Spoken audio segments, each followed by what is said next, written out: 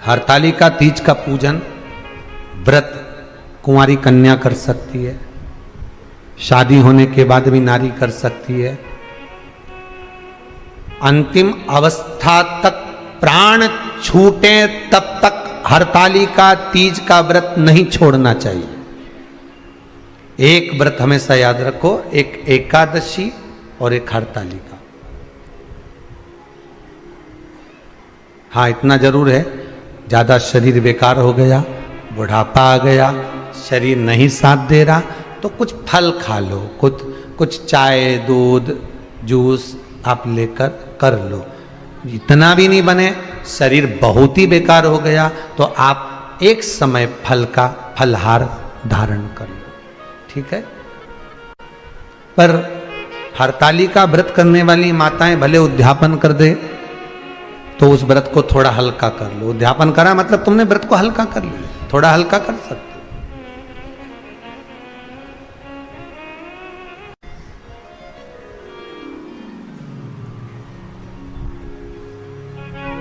हरतालिका तीज का जो व्रत का उद्यापन करते हैं उसमें 5 चीज रखते हैं ना, 5 कपड़े स्त्री के, 5 कपड़े पुरुष के, 5 तरह का अनाज, 5 तरह का फलहार, 5 तरह का फल।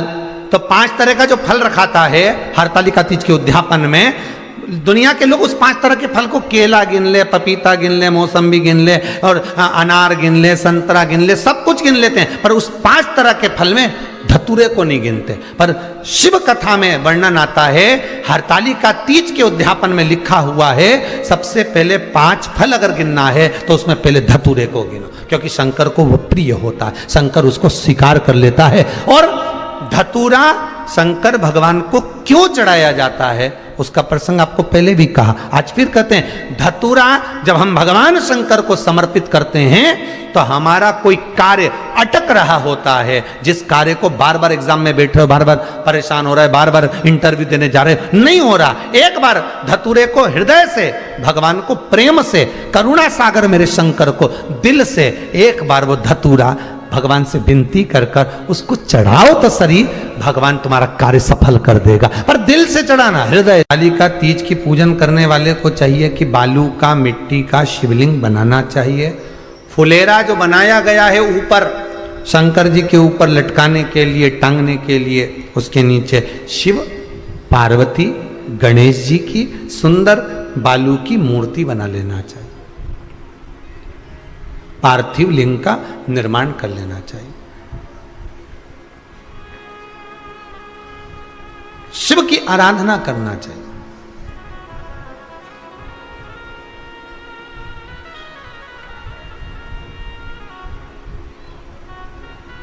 जो फल आपके पास में हो शंकर को समर्पित करना चाहिए, पूजन करना चाहिए, आराधना करो। सबसे पहली पूजन हरतालिका तीज की प्रदोष काल के अंतर्गत हो जाना चाहिए, शाम के समय पर। प्रयास करो प्रदोष काल के समय पर पहली पूजन हो जाए तो ज़्यादा अच्छा। पर लोगों की आदत रहती है कि 8 बजे तक, 8:30 बजे तक, 9 बजे तक पहली पूजन करें, फिर दूसरी आराम से, फिर तीसरी, फिर आराम से, फिर चौथी। तो ऐसा सब अपने अपने हिसाब से। पर शास्त्र रीति कहती है कि प्रदोष का जो समय होता है, प्रदोष काल जो होता है, शाम का जो समय होता है, उस समय पर हरतालिका तीज की पहली पूजन हो, जिससे आपका स्मरण चित्त शंकर भगवान में उस घड़ी, उस पल, उस क्षण में आप शिव के हो जाएं और शंकर आपका हो जाए। हाँ, अगर किसी के आने में देरी हो, कोई आ नहीं पा रहा है, बहुत देरी हो रही हो, तो हरतालिका पूजन व्रत वर्णन करता है कि शिवलिंग का निर्माण, पार्वती जी की मूर्ति का निर्माण, गणेश जी का निर्माण और फुलेरा जो बनाया हुआ है, ये प्रदोष काल के पहले बंधकर तैयार हो जाना चाहिए। प्रदोष काल के अंतर्गत फुलेरा नहीं बनना, फुलेरा पहले बन जाना चाहिए। और बहुत विशेष बात ध्यान रखिए हरतालिका तीज की, कि शंकर जी का जो अपने स्वरूप बनाया है, पाटे में, थाली में, चौकी पर, चौरंग पर जो स्वरूप बनाया है, वो पहले नहीं रखना है, पहले क्या बांधना है? फुलेरा। पहले फुलेरा बांधिए, उसके बाद उसके नीचे शंकर जी को रखिए। कई अब जो हरतालिका तीज का पूजन करते हैं तो उनके लिए हो गया, अब दूसरे के लिए भी सुन ले। जो नारी हरतालिका तीज का पूजन नहीं करती, व्रत नहीं करती, साधना नहीं करती, उसके लिए भी कहा गया कि आप अगर ये व्रत नहीं करते हो तो एक कार्य जरूर करना, कहीं पर फुलेरा बंधा हो, हरतालिका की पूजन हो रही हो, 5 मिनट 10 मिनट निकालकर अपने आसपास के किसी पौधे में से पत्तियां लेकर या पुष्प लेकर, 5 वृक्ष की पत्ती या 5 वृक्ष के पुष्प लेकर शंकर भगवान को जब पूजन हो रही हो, 5 मिनट माताएं जब पूजन कर रही हों, तब आप भी उस पुष्प को, उस पत्तियों को शंकर को समर्पित कर सकते हो। ये नहीं चढ़ा सकते तो 5 फल नहीं चढ़ा सकते तो 5 कुछ भी पुष्प आदि का आप शिव को समर्पित कर दो। पर क्यों चढ़ाया जाता है, किस लिए चढ़ाना चाहिए? तो कहा कन्या स्त्री अगर मान लो हरतालिका का व्रत नहीं करती, पूजन नहीं करती, आराधना नहीं करती, तो वो कन्या, वो नारी, वो स्त्री, वो पुरुष कार्य तो बहुत करेगा, दुकान भी 4 चलाएगा, व्यापार भी बढ़ाएगा, पर संपदा को जोड़ नहीं पाएगा। 1 रुपए कमाएगा, 1.25 रुपए खर्च वाला काम चलेगा। हस्त नक्षत्र में जो तृतीया पड़ती है, हस्त नक्षत्र के अंतर्गत जो तृतीया का महत्व कहा गया है, वो संपदा को बढ़ाती है, मनोकामना को पूर्ण करती है। इस नक्षत्र के अंतर्गत जो तृतीया आती है वो मनोकामना को पूर्ण कर कर चली जाती है। इसलिए शिव की आराधना के लिए प्रथम माने हस्त नक्षत्र में किया गया दान, हस्त नक्षत्र के अंतर्गत तृतीया के दिन किया गया पुण्य, हस्त नक्षत्र में तृतीया के दिन किया गया श्रृंगार, हस्त नक्षत्र में तृतीया के दिन करा गया अपना सुंदर सिंदूरा, भगवान का आनंद, 5 तरह के वस्त्र, 5 तरह के स्त्री के वस्त्र, पुरुष के वस्त्र, 5 तरह का फल, 5 तरह का अनाज, ब्राह्मण को बुलाकर ब्राह्मणी के साथ आप या तो ब्राह्मण से उद्यापन करवाएं या फिर आप स्वयं भी करते हैं तो शिव को समर्पित करके ब्राह्मण और ब्राह्मणी को भोजन कराकर वो भाग प्रदान करें। यही हरतालिका तीज के उद्यापन का वर्णन आता है। सुंदर भाव से हरतालिका माता आप सभी की मनोकामना पूर्ण करे। हर हर महादेव। थोड़ा ध्यान लगाकर सुनना, हरतालिका तीज शिव महापुराण की कथा ही नहीं है। आप जो तीज करते हो, हरियाली करो चाहे सातुड़ी करो, उस तीज की महत्वता क्या है, इस हिंगोली की शिव महापुराण की कथा में अपने को समझना है कि उसकी मूल तत्वता, उसकी महत्वता है क्या, उसका महत्व क्या है।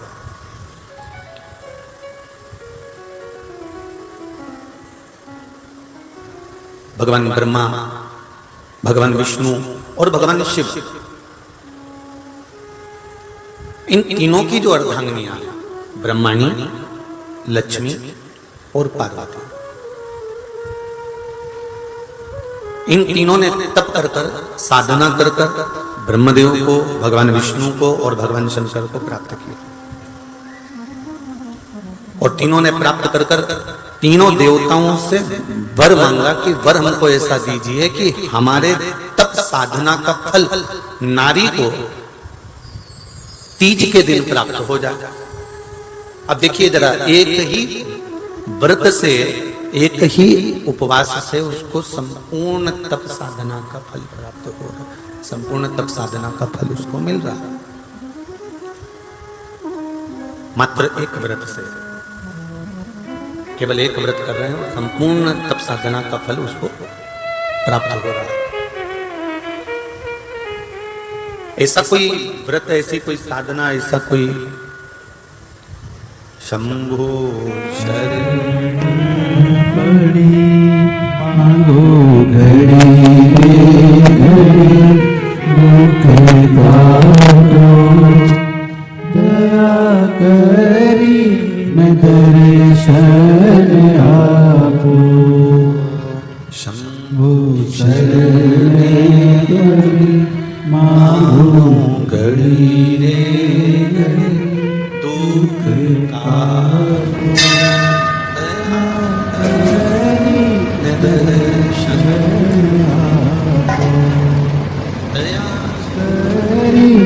दर्शन आपको। तो ब्रह्माणी ने ब्रह्मदेव से मांगा, लक्ष्मी जी ने भगवान विष्णु से मांगा, पार्वती जी ने भगवान शिव से मांगा कि ऐसा वर दे दीजिए जिस वर से एक ही व्रत करने से संपूर्ण फल की प्राप्ति हो जाए, संपूर्ण फल मिल जाए। ऐसा एक व्रत का फल दे दीजिए, मात्र एक व्रत का। अब देखिए, हरियाली तीज करने वाली माताएं थोड़ा ध्यान से सुनना।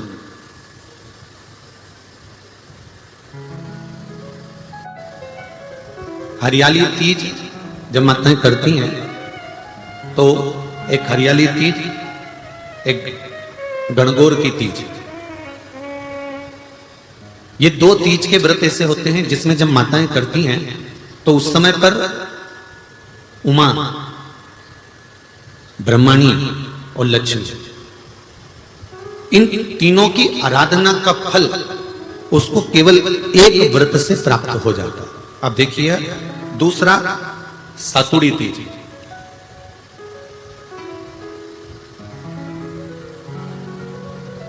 इसमें उमा और महेश्वर, उमा और महेश, ब्रह्माणी और लक्ष्मी,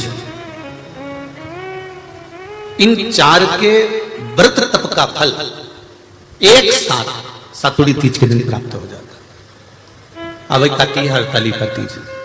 आप लोग करते हो हरतालिका? यहाँ लोग करते कि नहीं करते? करते हैं यहाँ पे हरतालिका? कौन कौन करता है? जरा हाथ उठाओ तो जरा। अरे सभी करते हो, देखो देखो, बहुत बढ़िया, बहुत अच्छी बात। एक आती है हरतालिका तीज। इस तीज का व्रत माता पार्वती बेल वृक्ष के आनंद के साथ में फुलेरा बनाकर करती है, और जिसमें इस हरतालिका में माता पार्वती जी के जितने जन्म पहले हुए हैं, माता पार्वती का जन्म तो 52वें नंबर का, 52 नंबर पे माता पार्वती का जन्म है। इससे पहले तो माता के 51 जन्म पहले हो चुके, 51 जन्म माता पार्वती का पहले हो चुके। तो वो जितने जन्म माता पार्वती पूर्व में ले चुकी हैं, ब्रह्माणी जितनी बार ब्रह्मदेव के साथ में विराजमान हो चुकी हैं, इंद्राणी जितनी बार इंद्र के साथ विराजमान हो चुकी हैं, और लक्ष्मी चाहे वो राधा के रूप में हो, चाहे वो रुक्मणी के रूप में हो, चाहे वो सतभामा के रूप में हो, चाहे वो यमुना के रूप में हो, चाहे वो गंगा के रूप में हो, जितनी बार माता लक्ष्मी ने रूप धारण करे हैं वो सब रूप में, और माता पार्वती अपने सारे रूप में, ब्रह्माणी अपने सारे रूप में, लक्ष्मी अपने सारे रूप में इस हड़तालिका तीज के व्रत को करने के लिए आतुर रहती हैं। और इस व्रत को कर एक